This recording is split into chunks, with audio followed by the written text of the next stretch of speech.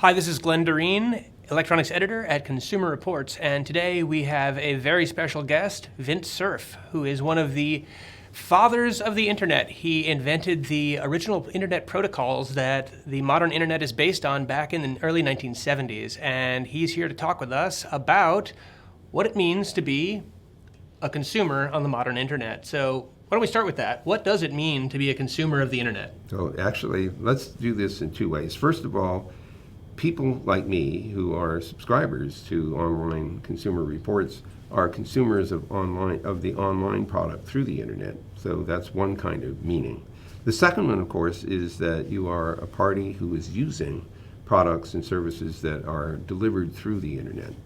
If you have a mobile and you have applications on that mobile, it's running code in the mobile, but it's also activating machines that are on the internet in order to provide the services. So those two systems are mutually reinforcing. The mobile gives you access to the internet wherever you are. The internet provides applications and functionality in large-scale machines that complete the service that the mobile is initiating. I think that the more important question, though, is what does it mean to be a consumer of products that rely on computing and software? And of course the internet relies on all that. The devices that access the internet also rely on computing and software.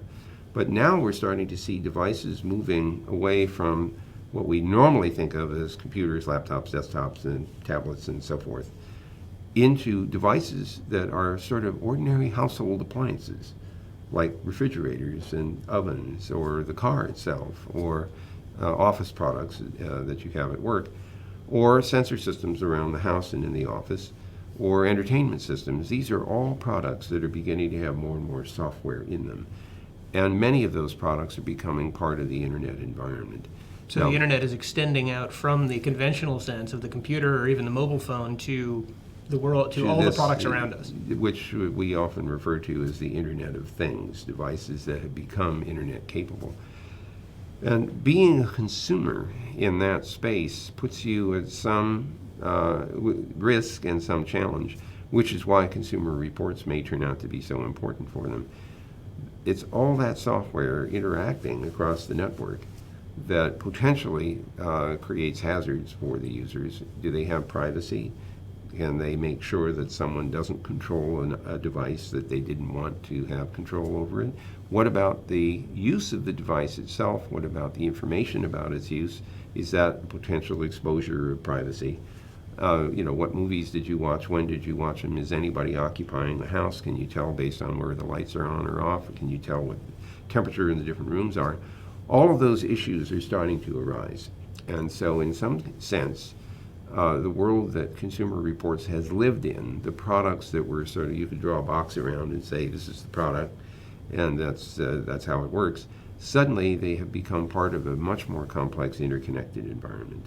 And so being a consumer in the internet environment means being exposed to a lot more variability and a lot more potential value, but also potential risk. And of course, that's what we want to do, is reduce consumers' risk by increasing their awareness and knowledge of how those products work and how well they work. So you've given a lot of thought to privacy in this modern, connected world, Internet of Things era, and we focus a lot on privacy here. So it's interesting, though, oftentimes nobody stops to even define what privacy means in this space. I was interested in your thoughts on that. I think it's changed over time. I mean, I remember living in a little village in Germany in 1962. There were 3,000 people in the village, and no one had any phones. You had to go to the post office to make a phone call. So the postmaster actually knew a lot about what was going on in the village because he placed all the phone calls and he could see all the letters going back and forth. Besides which, 3,000 people was pretty small. Everybody knew what everybody was doing. So there really wasn't a whole lot of privacy available. Then we get to the period of time when people moved into large urban environments and they had a sense of anonymity. And I think a lot of people sort of mistook the anonymity for privacy.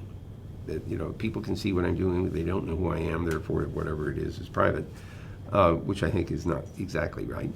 Now we have a situation where it's harder and harder to be anonymous, and therefore people have a legitimate sense that it's harder and harder to be private.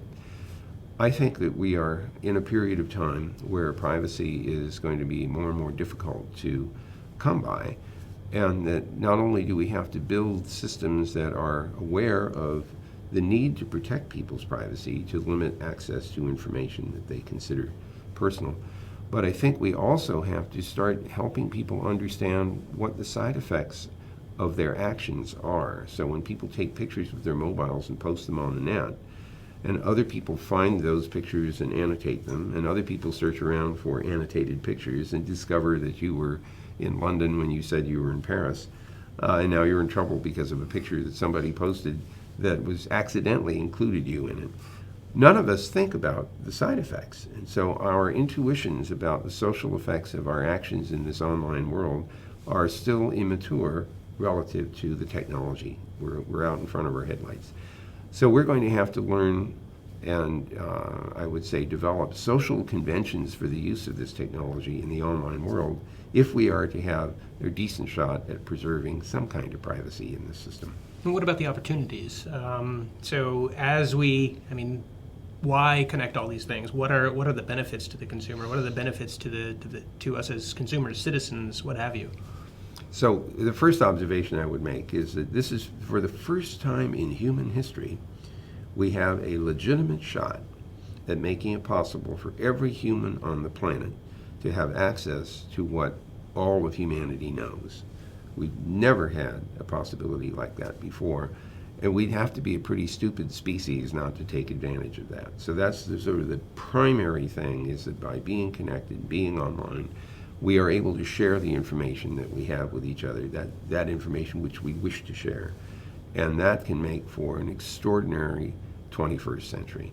Second thing is that it gives us the opportunity to discover each other when we might never have found each other in the real world.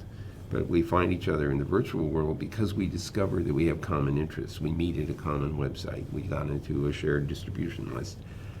I think that the possibilities of these unplanned discoveries of mutual interest will probably generate some pretty amazing outcomes. Discoveries of new ideas, creation of new products and services, which would never have happened in a world that wasn't as fully connected as the one that we now anticipate. So I think there's a huge upside for all of this, but we have to be cognizant of the potential downsides and try to do what we can about that. Now, as I go through the world, I often look at things like a stoplight that has me stopped when there's no other traffic going by, and I always think, if only it was connected, yes, somebody could solve this. And I was wondering, you must go through the world constantly feeling these little intuitions. Ironically, how does that feel? I was thinking exactly the same thing the other day. We came up to a stop sign, there was nobody anywhere, and my first reaction was, why don't we instrument this thing so that the lights are smart and they notice nobody's coming, so they turn green? And I actually thought some more about that, and you have to think a little bit carefully about exactly how you build hysteresis into this, because you don't want the lights going off and on and off and on and off and on. So you have to figure out a proper way of accommodating this intelligence. But what you're touching on is a broader idea of smart cities, cities that are aware of their use. They're aware of what power is being used, they're aware of what the transportation situation is, they're aware of resources that are being consumed, they're aware of where people are trying to go. The idea that the city could manage itself more effectively and give us information to help us live in the city better is a really exciting possibility. Well, I want to thank you so much for coming and visiting with us, and so much for sitting down with me and doing this interview. So, it's always a pleasure. Thank you. And thanks to all of you out there for watching. Please also look for our Talking Tech podcasts on iTunes, on YouTube, and of course at consumerreports.org.